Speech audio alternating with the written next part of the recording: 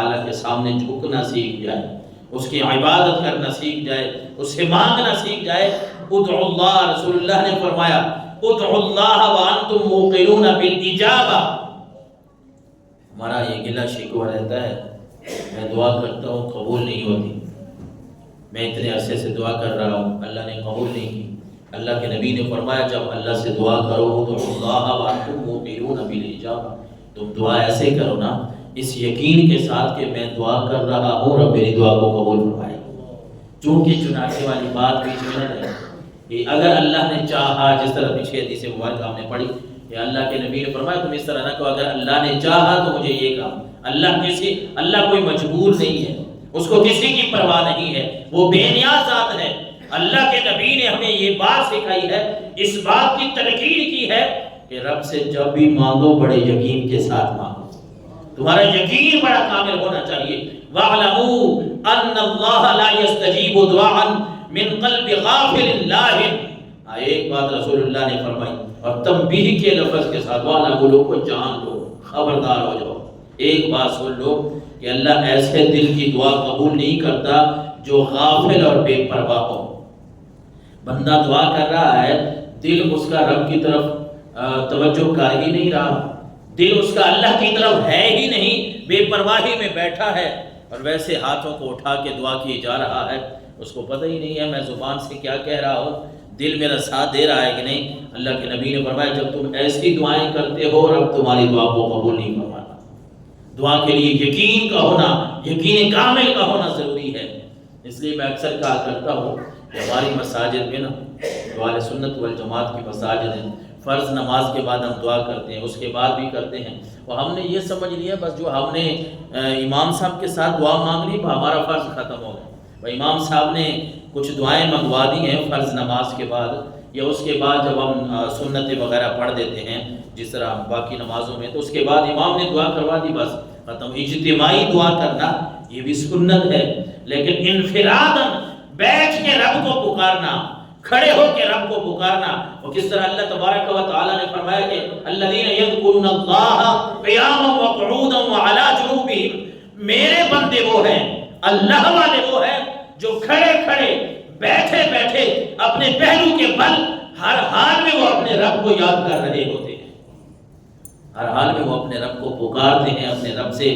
وہ گفتگو کر رہے ہوتے ہیں۔ تو بندہ اس یقین کے ساتھ دعا کرے نا، اللہ سے مانگے کہ اللہ تبارک و تعالیٰ میری دعا کو ضرور قبول فرمائے گا۔ اور آج کل کے جو ایام ہیں، پچھلے دنوں جو ہمارا یہ 7 سفر یا 8 یا 9 کو کسی نے لکھا، حضرت عمار رضی اللہ تعالیٰ عنہ، حضرت عمار بن یاسر ایک نام صحابہ کرام میں ملتا ہے جس کا تذکرہ جو ہے وہ پہلے صحابہ کرام میں سے پہلے 10 مسلمانوں میں سے جب لوگ مسلمان ہوئے، مومن ہوئے، پہلے 10 مسلمانوں میں ایک نام ملتا ہے حضرت عمار بن یاسر رضی اللہ تعالیٰ۔ اللہ اکبر! وہ خاندان،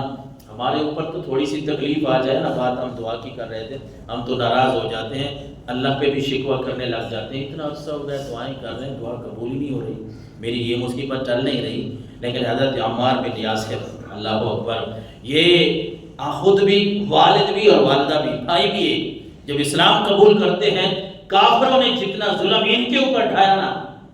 حضرت بلال کی مشہور مثالیں آپ سنتے ہیں،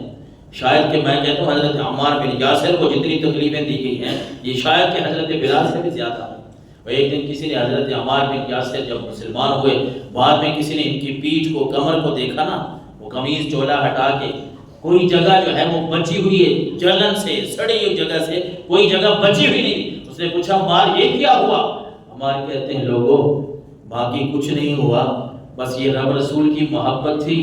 کلمہ پڑھا تھا، یہ کافر ظلم کرتے رہے ہیں، تپتی ہوئی ریتوں پہ، تپتے ہوئے پتھروں پہ مجھے ڈال دیتے تھے، یہ انہی کے داغ ہیں۔ عمار کی پیٹھ جو ہے وہ دیکھنے کے لائق نہیں ہے اتنی، لیکن کبھی رب کے سامنے شکوہ نہیں کیا۔ یہ اللہ مسلمان اس وجہ سے ہوئے تھے کہ ہمیں اتنی تکلیفیں پہنچائی جائیں۔ ان کی والدہ حضرت سمیہ رضی اللہ تعالیٰ عنہ، اسلام کی پہلی شہیدہ خاتون، یعنی حضور صلی اللہ علیہ وسلم پہ جو ایمان لانے والے لوگ ہیں ان میں سب سے پہلے جس خاتون کو شہید کیا گیا وہ حضرت سمیہ، حضرت عمار کی والدہ محترمہ تھی۔ ابو جہل نے ان کو نیزے مار کے گالم گلوچ کر کے شہید کر دیا، سارا خاندان لوٹ گیا۔ ان کے والد محترم کے اوپر بھی بڑا سا ایک دفعہ آپ صلی اللہ علیہ وسلم گزرے، پورے خاندان کو 3-4 لوگوں کو کافروں نے جو ہے وہ ظلم کی انتہا کی ہوئی ہے۔ حضرت عمار نے، ان کے والد نے حضور کی طرف توجہ کی، میرے آقا علیہ الصلوۃ والسلام نے فرمایا اے آل عمار، اے آل یاسر، یہاں صبر کرو، جنت تمہارا انتظار کر رہی ہے۔ یہاں صبر کرو، تم نے اگر رب کی توحید پہ اقرار کیا ہے، رب کی توحید کا، مجھ محمد کا اگر کلمہ پڑھا ہے، شہادت دی ہے، گواہی دی ہے، تو پریشان نہیں ہونا۔ میرے آقا علیہ الصلوۃ والسلام نے فرمایا عمار جنت تیری مشتاق ہے۔ کچھ ایسے لوگ ہیں، بلکہ ہم کچھ کیا کہیں، ہم سارے جنت کے مشتاق ہیں، شوق رکھتے ہیں یا اللہ جنت دے دے، دعائیں مانگتے ہیں۔ اور حضور کے کچھ ایسے لوگ بھی ہیں، ایسے صحابہ کرام بھی ہیں کہ جن کی جنت مشتاق ہے، جنت کہتی ہے کہ یا اللہ یہ عمار جو ہے یہ مجھے عطا فرما دے۔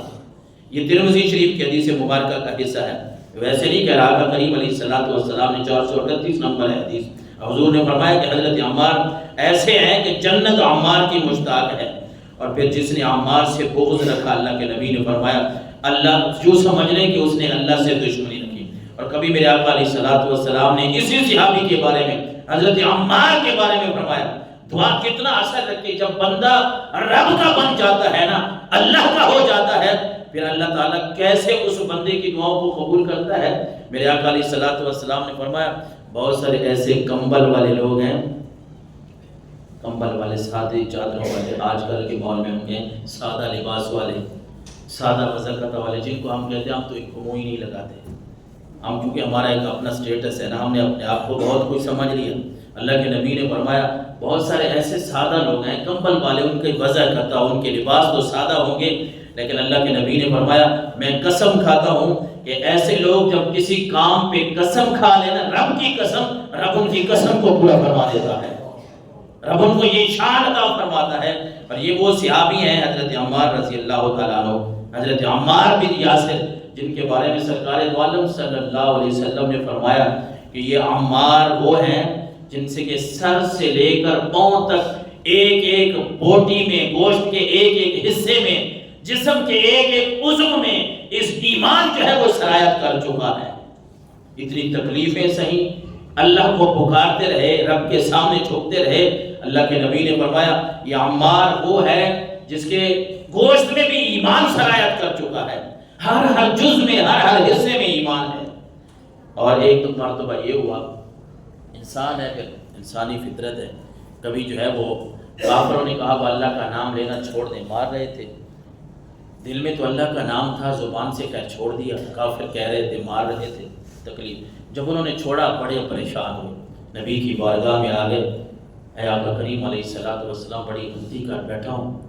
غلطی یہ ہو گئی ہے کہ میں اللہ کا نام لے رہا تھا، آپ کا نام لے رہا تھا، وہ مار رہے تھے، میں تھک گیا، بس انسان جو ہوں تو یہ کیا، انہوں نے کہا رب کا نام لینا چھوڑ دے، میں چپ کر گیا، تو میں اب ہزاروں قطار رو رہا ہوں، پریشان ہوں کہ میرے دل میں تو ایمان تھا لیکن میں زبان سے کیوں چپ کر گیا۔ اللہ تبارک و تعالیٰ نے قرآن کی آیت کا حصہ نازل فرمایا وَقَلْبُهُ مُطْمَئِنٌ بِالْإِيمَانِ، اے نبی ان کو فرما دیں یہ عمار ہے، یہ آپ کے صحابی ہیں، اور ان کو فرما دیں کہ اے عمار تیرا دل جو رب کی توحید پہ مطمئن تھا، رسول اللہ کی رسالت پہ مطمئن تھا، اللہ کے نبی نے فرمایا عمار پھر بھی اگر آپ کو تکلیف دیں، آپ زبان سے کوئی ایسا جملہ کہیں بھی صحیح، رب آپ کو اس پہ پکڑ نہیں کرے گا، بلکہ آپ کا دل جو ہے، آپ کے دل میں ایمان سرایت کر چکا ہے، زبان سے کچھ بھی کہیں اسے کچھ بھی نہیں ہوگا۔ ایسے صحابی۔ اور پھر آخر میں عرض کروں گا اپنے نوجوانوں سے کہ ہماں 14 اگست آگے آ رہا ہے ہمارا جمعرات کو، اس دفعہ ہمارے ملک پاکستان